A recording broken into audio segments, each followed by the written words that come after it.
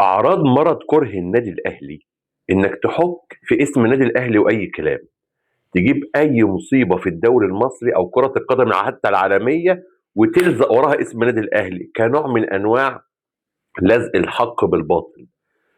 موضوع رئيس النادي المصري المحترم المبجل بيتكلم ان الدوري المصري بقى شكله وحش، مفيش فيه انديه جماهيريه، المدرجات لازم تتملى، يعني ايه سته بس وفي منهم احتمال واحد او اتنين كمان يهبطوا؟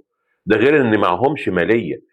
طبعا الكلام ده لا يرضي اي احد من جمهور النادي الاهلي ولا اداره النادي الاهلي اللي اتكلمت في المواضيع دي بدل المره مليون وقالت كمان حلول. ايه بقى؟ استاذ ميزو ناشر البوست بتاع مستر كامل ابو علي ومعلق عليه بالتعليق ده: ايه اللي جاب القلعه جنب البحر؟